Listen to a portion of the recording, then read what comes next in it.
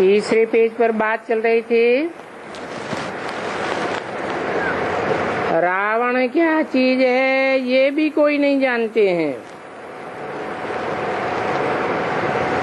तुम तो कहेंगे ये सब फालतू बातें हैं।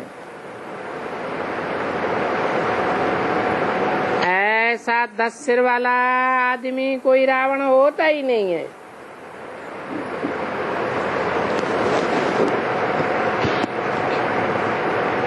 जंगल के जानवरों में सबसे जास्ती पतित बंदर ही होते हैं।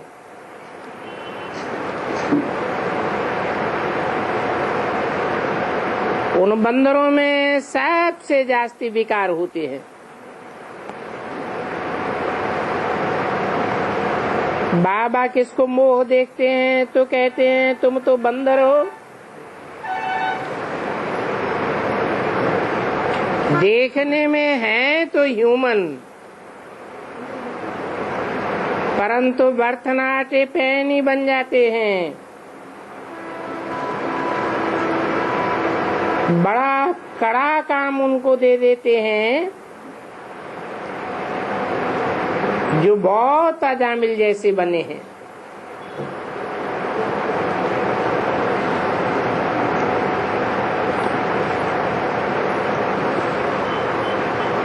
ऐसे ढेर हैं, बहुत पतित बने हैं ना। जो भी देवी देवताएं हैं वो सब अजामिल, सब पतित बन गए हैं। और रणिया भी वो जास्ती मारते हैं जो जास्ती पतित बनते हैं। इसलिए पुकारते हैं हे पतित पावन आओ।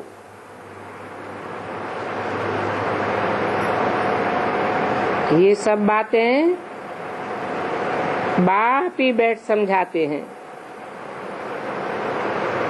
सृष्टि चक्र के आदि मध्य अंत को और कोई नहीं जानते।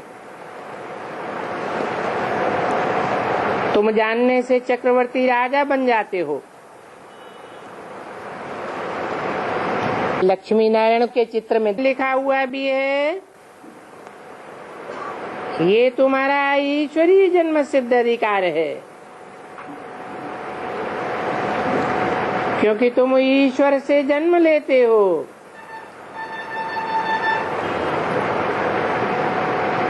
गाया हुआ भी है, ब्रह्मा द्वारा स्थापना, शंकर द्वारा विनाश और विष्णु द्वारा पालना। ये बात भी क्लियर है, तो विनाश भी जरूर होना है। नई दुनिया में तो बहुत थोड़े होते हैं, एक ही धर्म होता है। अभी तो अनेक धर्म हैं। बाकी आदि सनातन देवी देवता धर्म नहीं है। तो फिर नई दुनिया में जरूर एक धर्म चाहिए। महाभारत लड़ाई भी गीता से संबंध रखती है।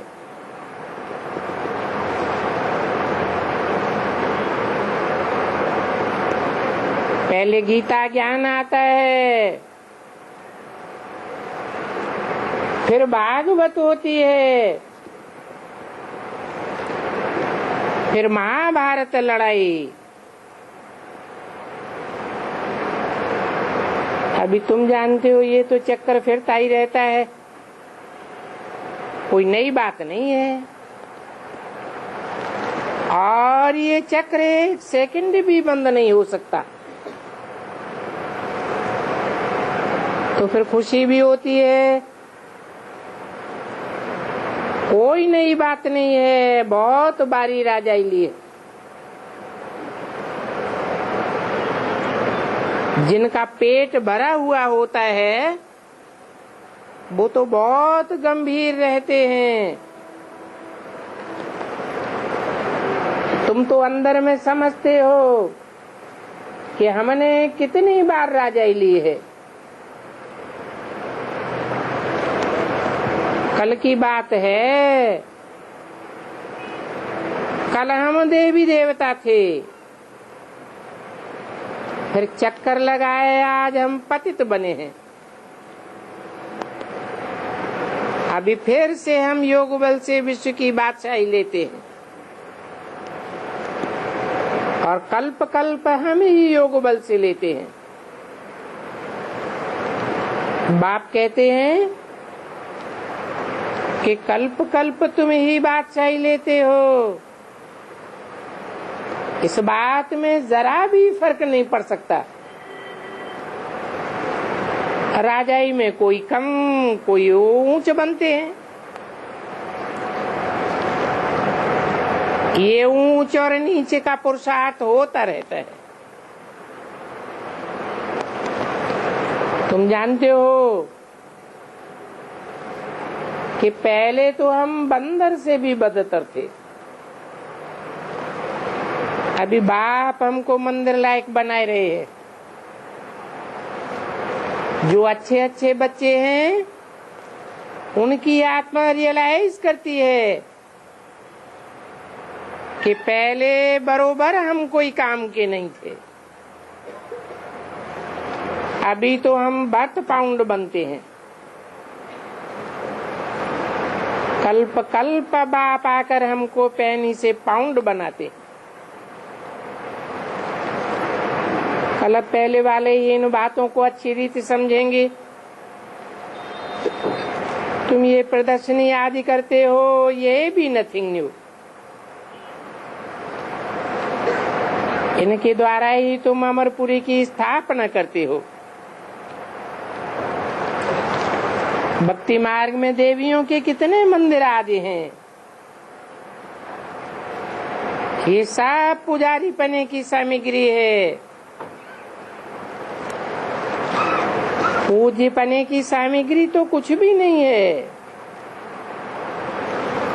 बाप कहते हैं दिन प्रतिदिन तुमको गुह्य पॉइंट समझाता रहता हूँ, आगे के पॉइंट्स ढेर तुम्हारे पास रखे हुए हैं। उनका अब क्या करेंगे, ऐसे ही पड़े रहते हैं। प्रेजेंट में तो बाप दादा नए नए पॉइंट समझाते ही रहते हैं। अभी देखो, आत्मा इतनी छोटी सी बिंदी है, उनमें सारा पार्ट भरा हुआ है। ये पॉइंट कोई आगे वाली कापियों में थोड़े ही होंगे, तो फिर पुरानी पॉइंट्स को तुम क्या करेंगे, क्योंकि पिछाड़ी की रिजल्ट ही काम आती है। बाप कहते हैं कि कल्प पहले भी तुमको ऐसे ही सुनाया था। पढ़ने वाले नंबरवार पढ़ते रहते हैं, कोई सब्जेक्ट में नीचे ऊपर होते रहते हैं। व्यापार में भी ग्रहचारी बैठती है, तो इसमें भी हार्ट फेल नहीं होना चाहिए। फिर उठ करके पुरुषार्थ किया जाता है। मनुष्य दिवाला निकालते हैं, फिर कोई धंधा आदि करके बहुत धनवान बन जाते हैं। तो यहाँ भी कोई विकार में गिरते हैं, फिर भी बाप कहेंगे अच्छी रीति पुरुषार्थ करके ऊंच पद पाए लो। अभी फिर से चढ़ना शुरू करना चाहिए। मोह का बसारा होता है, वो चढ़ता है और गिरता है। बाप भी कहते हैं गिरे हुए हो तो फिर से चढ़ जाओ। ऐसे बहुत हैं जो गिरते ही रहते हैं और फिर चढ़ने की कोशिश करते हैं।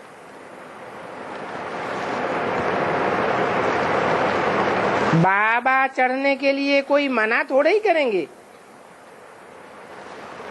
बाप जानते हैं कि ऐसे गिरने वाले बहुत आवेंगे, तो भी बाप कहेंगे कि पुरुषार्थ करो। फिर भी पुरुषार्थ करते करते कुछ न कुछ तो मददगार बन जावेंगे। इस बात को ड्रामा प्लान अनुसार ही कहेंगे। बाप कहेंगे, बच्चे अब तक जो हुआ सो हुआ, बहुत गोते खाए, अब फिर से तुम पक्का पुरुषार्थ करो। और ये बात बेहद के बाप ही कहेंगे कि फिर से पुरुषार्थ करो। बंबई में बाबा के पास कितने आते थे मिलने के लिए, तो उनसे भी कहता हूँ कि बेहद के बाप का कहना नहीं मानोगे क्या? पवित्र नहीं बनोगे? बाप तो आत्मा समझ आत्मा को कहते हैं।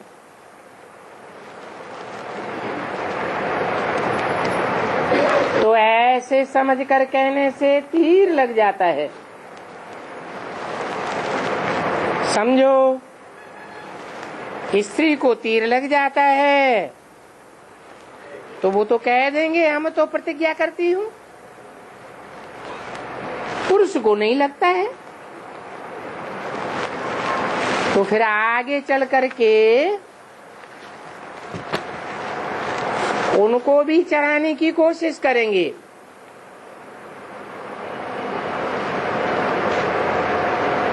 छब्बीस 12-67 की वाणी का चौथा पेज। फिर ऐसे भी बहुत आते हैं जिनको स्त्री उठाती है, तो फिर कहने लग पड़ते हैं कि ये स्त्री हमारा गुरु है। वो ब्राह्मण लोग हथियाला बांध से समय कहते हैं ये पति ही तुम्हारा गुरु ईश्वर सब कुछ है। और यहाँ तो बाप कहते हैं कि तुम्हारा एक ही बाप सब कुछ है। बोलो, मेरा तो एक दूसरा न कोई। सारी दुनिया उनको ही याद करती है। तुम कहते थे मेरा तो एक दूसरा न कोई,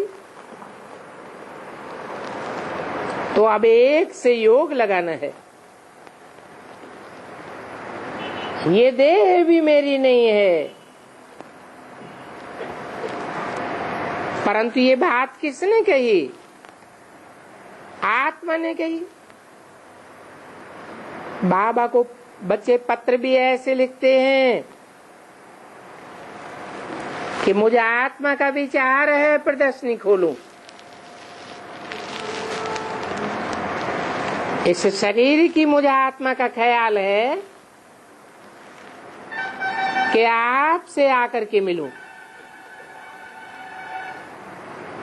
बाप भी बच्चों को कहते रहते हैं कि अपन को आत्मा समझो, क्योंकि इस समय ही तुम नाम रूप से न्यारे बनते हो।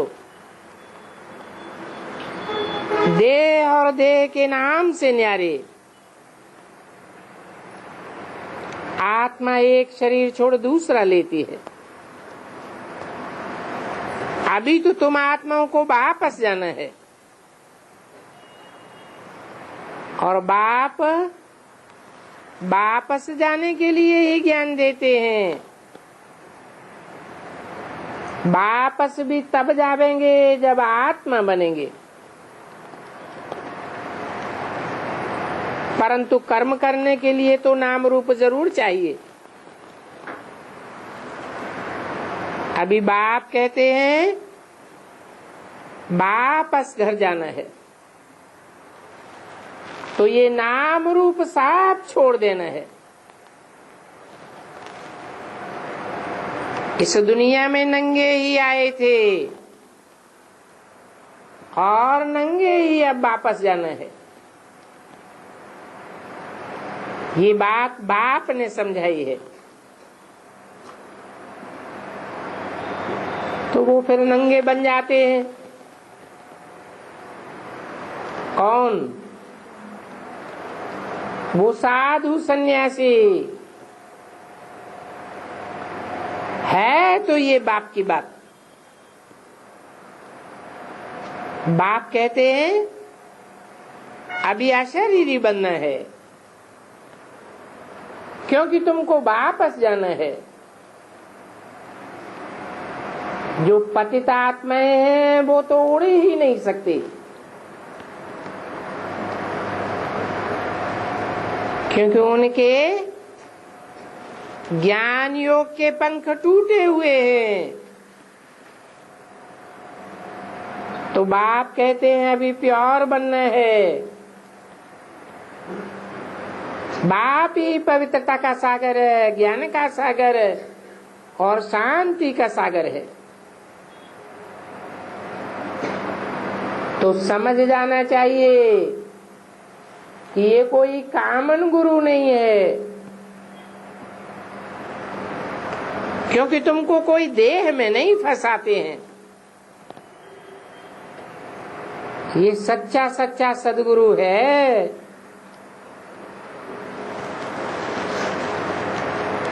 बाप को ट्रुथ गॉड फादर कहा जाता है और वो एक ही है। तो गाते हैं मेरा तो एक दूसरा न कोई, वो ही सत्य बताते हैं, वो ही सच्चखंड की स्थापना करते हैं। तो कितना फर्क हो जाता है। ये सारी दुनिया झूठ खंड है, सब झूठे हैं। एक सदगुरु ही सच्चा है। तो तुम पवित्र बन करके सतयुग में कितना ऊंच पद पाते हो। वहां सतयुग में कितने सुख हैं, यहाँ क्या रखा है। उस नई दुनिया को तो नाम ही है स्वर्ग। आगे तुमको ये ज्ञान जरा भी नहीं था। अभी तुमको कितना ज्ञान मिलता है। शास्त्रों में दिखाते हैं असुर और देवताओं की लड़ाई लगी। अब असुर होते हैं कलयुग में, देवताएं होते हैं सतयुग में, तो लड़ाई कैसे हो सकती है। ये तो हो ही नहीं सकता है। आसुरी दुनिया में फिर देवताएं कहां से आ जाएंगे जो लड़ाई लड़े। कितनी बेसमझी की बातें हैं। अभी तुम समझते हो ये हमारी आत्मा का पार्ट है। आत्मा ही सतयुग में देवता थी, अभी असुर बनी है। बाकी देवताओं की कब लड़ाई थोड़े ही करते हैं। ये वंडरफुल बातें तुम अभी सुनते हो। दुनिया में कोई की बुद्धि में भी नहीं होगा कि इन्होंने सतयुग में राजाई कैसे पाई। 5 विकारों पर जीत पाते हैं, ये बात किसी को थोड़ा ही पता है। तो बाप बच्चों को समझाते हैं इन 5 विकारों पर जीत पाने की प्रैक्टिस करते रहो।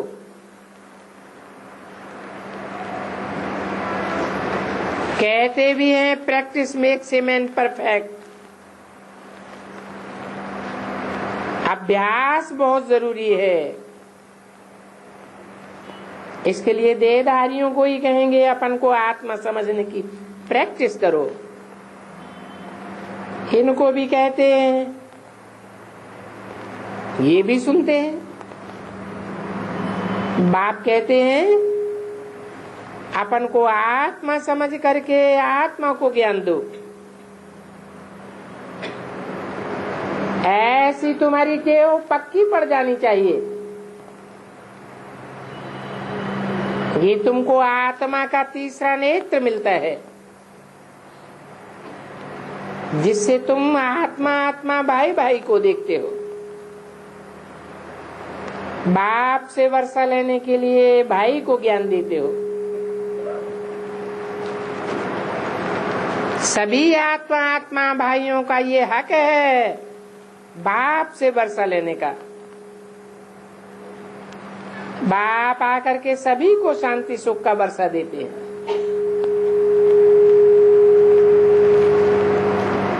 एक भी आत्मा नहीं बचती जो सुख शांति का वर्षा बाप से नहीं लेवे। अभी बाप कहते हैं बच्चे पावन बनो। जब तुम बिल्कुल प्योर बन जाते हो तब तुम गद्दी नशीन बनते हो।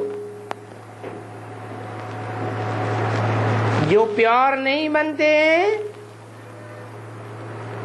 वो यहाँ गद्दी नशीन नहीं बन सकते।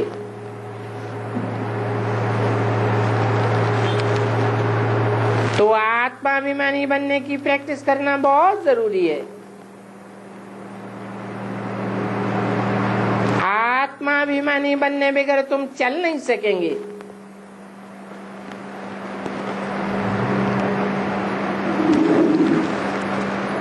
रूहानी बाप ही कहते हैं रूहानी बच्चे जो बाप के बहुत मददगार बनते हैं उन्हों की ही माला बनती है।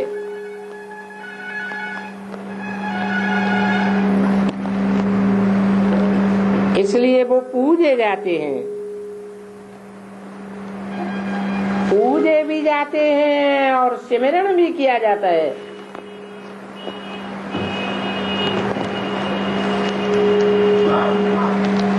विजयमाला पूजी जाती है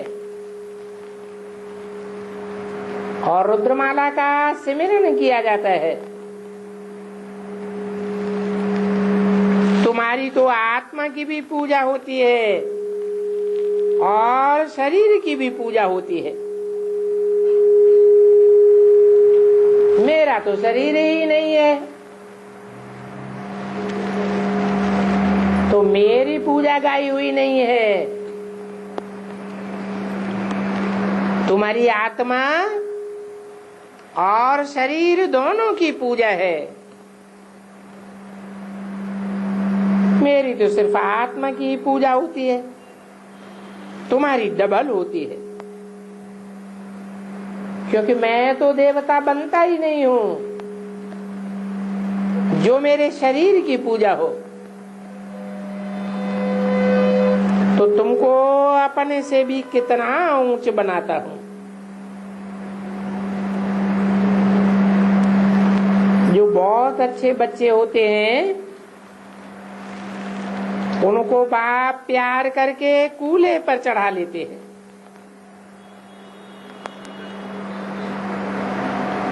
कोई तो झट उतर करके पांव में नीचे पड़ जाते हैं। ये बाप ही कितना ऊंचे चढ़ाते हैं।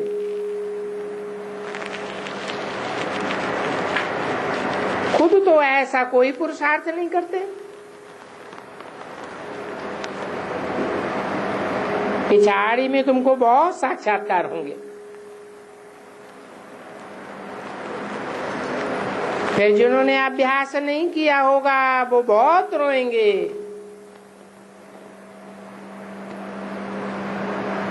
अच्छा, रूहानी बच्चों के प्रति रूहानी बाप दादा का याद प्यार गुड मॉर्निंग नमस्ते।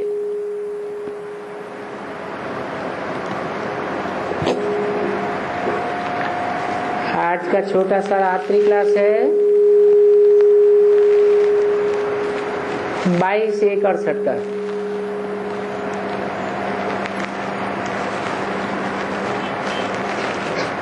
बुद्धि कहती है कि कहाँ भी जाए सर्विस करने से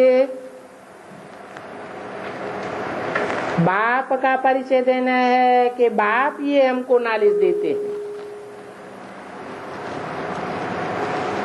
तो नॉलेज लेने के लिए तुमको भी अब टाइम निकालना चाहिए।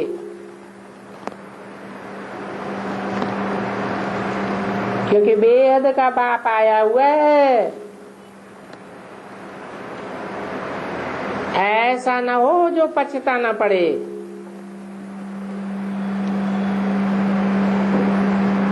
ऐसे जोर दे करके समझाना चाहिए। इसमें याद का बल होना चाहिए।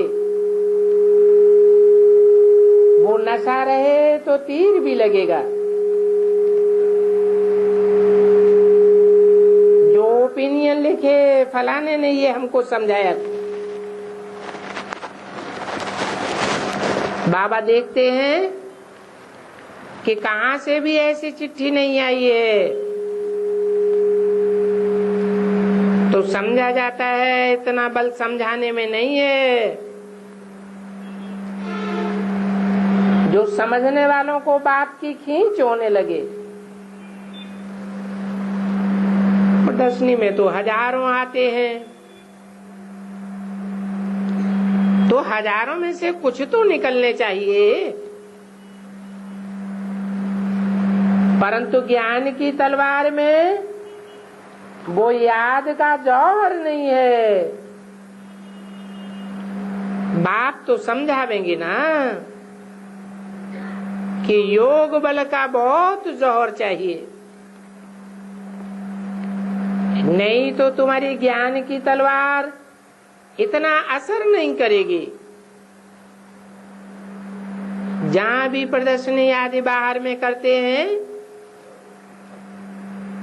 सेंटर नहीं है तो फिर कुछ भी निकलती नहीं है। बाबा तो है भी गरीब निवाज। तुम भी जो बिल्कुल साहूकार थे अभी गरीब बन गए हो। माताओं में भी इतना बल नहीं है। भक्ति मार्ग में तो बहुत ही पैसा निकालते हैं।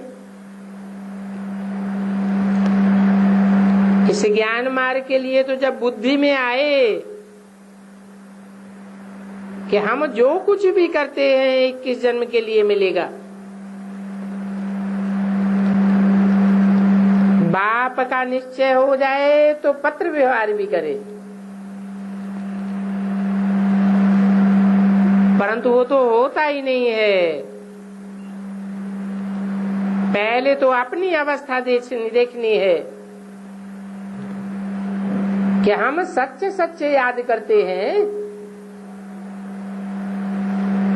बाप के साथ हमारा सच्चा लव है। वो सच्चे प्यार की खुशी रहती है। तुम समझते हो कि जब तक बाप नहीं था तो हम तुच्छ बुद्धि थे। अभी हमको कितनी नॉलेज मिली है। यहाँ के पदमपति से भी वहाँ की प्रजा बहुत सुखी रहती है। तुम तो रात से दिन में चले जाते हो। तो बाप समझाते हैं कि शांतिधाम सुखधाम को सदैव याद करो, बाकी ये दुखधाम भूल जाओ। कर्मेंद्रियों पर भी कंट्रोल करना है। मुख्य आंखें हैं, फिर ये क्रोध लोभ भी कम नहीं है। लोभ भी बुद्धि को बेताला बनाए देता है। अच्छे अच्छे बच्चों को तो कब सर्विस बगैर मजा ही नहीं आवेगा, क्योंकि बाप के मददगार बनते हैं ना। जो सर्विस नहीं करते हैं वो ऐसे थोड़े ही कहेंगे कि हम शिव बाबा के मददगार। मेल्स के लिए भी सर्विस बहुत है। कहा मंदिरों में जाकर के बैठ जाएं, शमशान में जाकर के बैठ जाएं, क्योंकि दुख में मनुष्य को बहुत वैराग आता है। वैराग के टाइम पर ज्ञान अच्छा उठाया जाता है। कहते भी हैं बिनु वैराग विवेक न होई। शमशानी वैराग होता है ना, परंतु शमशान से बाहर निकलते हैं तो खलास हो जाता है। शमशान से निकले और बाद में मार्केट में गए तो सब भूल जाते हैं। तुम बच्चों को इन सभी बातों से नफरत आती है। तुमको तो पक्का वैराग हो गया है, तुम्हारी बुद्धि में बैठ गया है कि 2 रोटी खाना है और भगवान के गुण गाना है। अभी तो हमें बाप को ही याद करना है, परंतु इसमें परहेज भी रखना पड़ता है। कहीं संग दोष और अन्न दोष में ना आ जावे। अपना खान पान रहना करना सब गुप्त है। ये तो हर एक समझते हैं कि दैवी गुण धारण करने हैं, देह अभिमान को भी तोड़ना है। यज्ञ के सारे काम ब्राह्मणों को ही करना है, ऐसे नहीं कि झाड़ू पोछा लगाने के लिए नौकरानी रखनी है। नहीं, जो बाहर के आदमी होते हैं वो तो बहुत डर्टी होते हैं।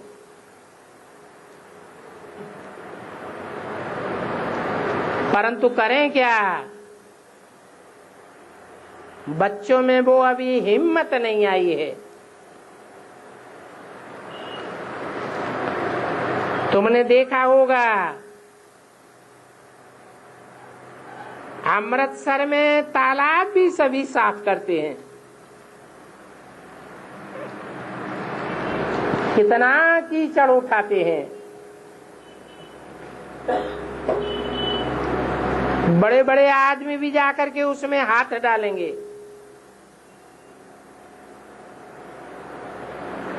क्योंकि रिगार्ड रहता है ना। वो बड़े बड़े आदमी भी आप ही मुकर्रर दिन आ जाएंगे।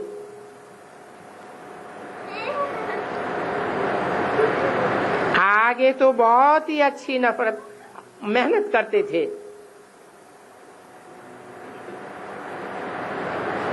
कितना तालाब की सफाई करते थे।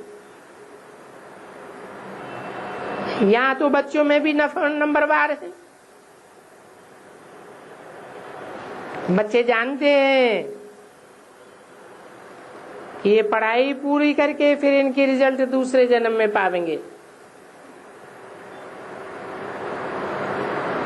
तुम संगम युग पर ही चढ़ते हो और चढ़ते भी सतयुग में जाने के लिए हो। वो लोग तो सुख को काग विष्ठा समान समझते हैं। वो समझने वाले सन्यासी हैं ही तमो प्रधान बुद्धि। जो आता है वो ही करते रहते हैं।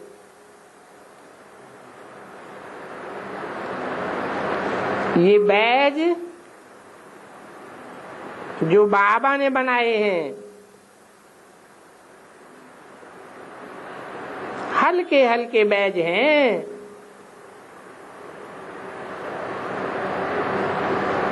उस पर किसको भी समझाए, फ्री दिया तो भी हर्जा नहीं है। ये भी जैसे कि तुम्हारा दान करना हो जाता है। समझाओ, ये बाबा है, ये बाबा ब्रह्मा द्वारा राजयोग सिखलाते हैं।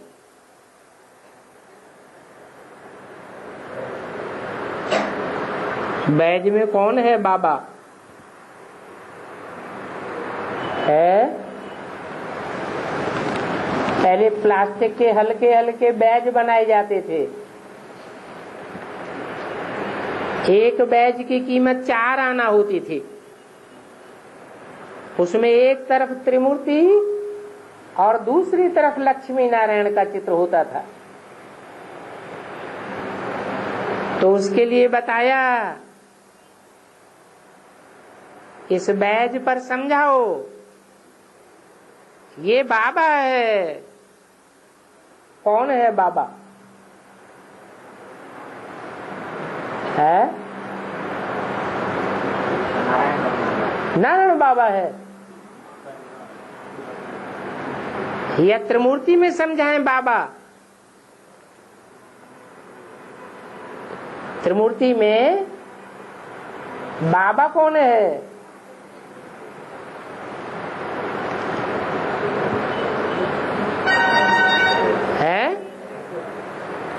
वो तथाकथित ब्राह्मण तो त्रिमूर्ति में जो शिवलिंग दिया है उसकी तरफ इशारा करेंगे, परंतु मुरली में तो बोला है साकार निराकार के मेल को बाबा कहा जाता है।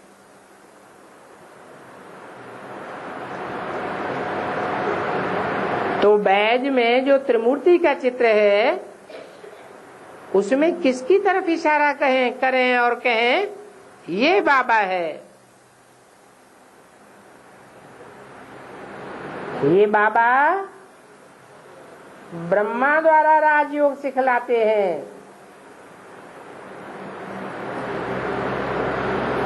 बस इतना समझाओ और बैज दे दियो। कोई साहूकार होंगे, कहेंगे पैसा ले लो। बोलो अच्छा तुम जितना दो, हम तो गरीबों के लिए छपाते ही रहते हैं, बांटने के लिए बनाना तो पड़ता है ना। ये भी बताओ कि शिव बाबा का भंडारा तो सदा भरपूर है। ऐसे नहीं समझना कि तुम्हारे देने से भरपूर रहेगा। और जो भी भंडारा है वो बच्चों का ही है, बच्चों की ही सर्विस में लगाया जाता है। सारा दिन ये ख्यालात चलती रहे, ढेर सर्विस है। बोलो हम एक ही बात बताने के लिए आए हैं जिससे तुम कभी दुखी या शांत नहीं रहेंगे। इसमें भी बच्चों को बहुत रिगार्ड मिल सकता है। तुम बच्चों का काम है सुखदायी बनना। वो साधु संत गुरु लोग तो कुछ भी नहीं जानते हैं। म्यूजियम में भी पहले पहले ये बात सिद्ध करनी है कि गीता का भगवान कृष्ण नहीं है। ये कृष्ण तो बच्चे के रूप में पूजा जाता है, अर्थात बच्चा बुद्धि है। इसे सॉल्वेंट बुद्धि बाप नहीं कहेंगे,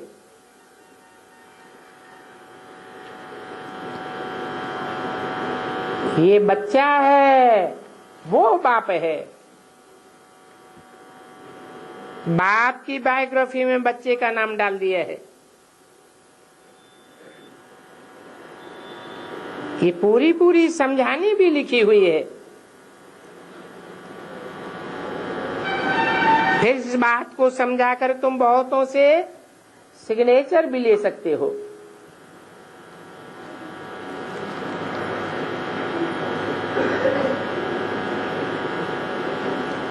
वो सिग्नेचर लेकर के इकट्ठे करो।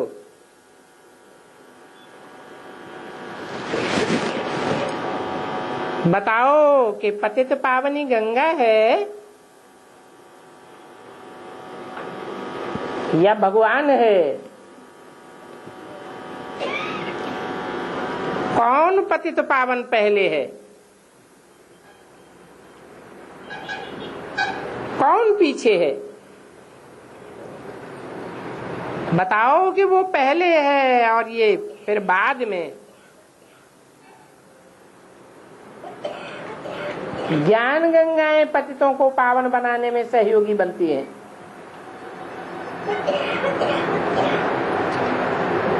तो उनकी बुद्धि में बैठे कि शिव बाबा ही पतित पावन है, गीता या गंगा पतित पावनी नहीं है।